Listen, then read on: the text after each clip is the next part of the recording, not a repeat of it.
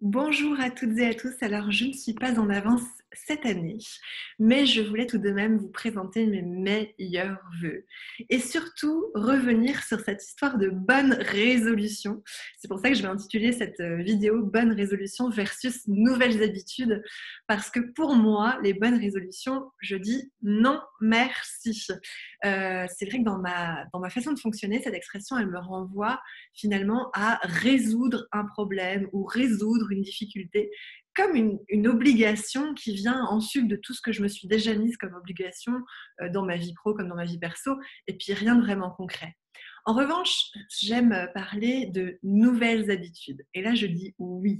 C'est-à-dire, quand je parle de nouvelles habitudes, c'est qu'est-ce que je peux programmer de nouveau dans ma vie pour être encore plus épanouie cette année et dans toutes les sphères de ma vie, pas que dans une sphère ou dans une facette de ma vie. Alors cette année, c'est pour ça que j'avais envie de vous faire cette vidéo un peu différente et de vous demander si vous aviez posé des objectifs réalisables, quantifiables et programmables dans le temps. Et si ce n'est pas le cas, eh bien, je vous propose une méthode qui pour moi a fait vraiment la différence et je vous explique pourquoi.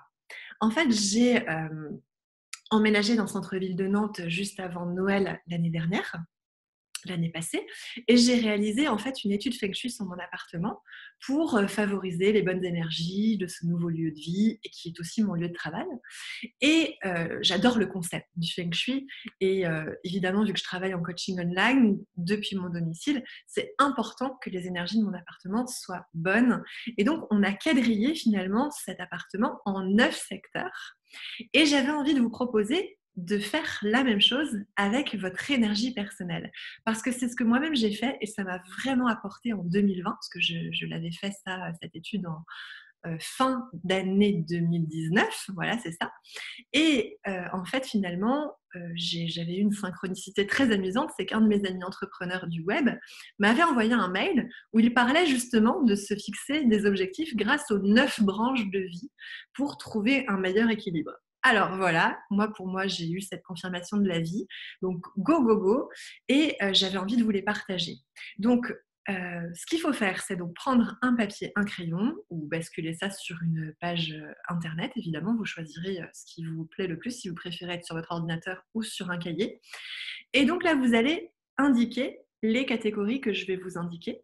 Et sous chaque catégorie, j'ai envie que vous vous posiez la question, quelle nouvelle habitude je peux mettre en place cette année 2021 pour nourrir qualitativement ces 10 sphères de ma vie, puisque j'en ai rajouté une. Donc, le numéro 1, c'est la carrière, les études, la connaissance et la spiritualité. Donc, la question, quelle nouvelle habitude je peux mettre en place dans l'année pour nourrir qualitativement la sphère des études, des connaissances et de la spiritualité. En 2, la carrière professionnelle. En 3, les voyages, le fun et les loisirs. Donc, toujours la même question pour chaque catégorie. En 4, la famille et les enfants. En 5, l'amour et le couple. En 6, l'abondance, l'argent et les finances. En 7, les relations, les amis et les réseaux. En 8, l'énergie, la vitalité et la santé. En 9, la gestion du temps et l'organisation. Et en 10, les valeurs contribution et don. Donc, comment ou quelles sont les nouvelles habitudes que je peux mettre en place cette année 2021 pour nourrir qualitativement ma valeur, la valeur importante qui est pour moi la contribution et le don. Par exemple, dans mon cas personnel, je vais vous expliquer que en fin d'année dernière, j'ai mis en place le groupe Facebook Mediacœur, qui est un groupe bénévole où j'offre de mon temps pour réaliser des interviews et des lives inspirants pour remonter un petit peu l'énergie et on va dire les fréquences vibratoires des gens en lien avec cette période chaotique.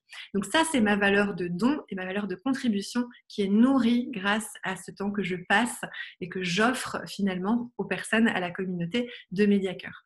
Enfin voilà, vous avez compris l'exercice. Donc ce que je vais vous le rappeler là sous la vidéo, évidemment, avec les 10 catégories, je vous les donnerai. Et si vous souhaitez renforcer votre engagement envers vous-même, je vous demanderai même d'aller plus loin et de m'écrire là en commentaire les vôtres. C'est-à-dire, voilà comment je souhaite nourrir certaines catégories qui sont plus importantes pour moi que d'autres. Et c'est OK. Hein. L'idéal, c'est de remplir les 10 catégories, mais vous avez le droit aussi d'axer votre focus sur une à plusieurs catégories.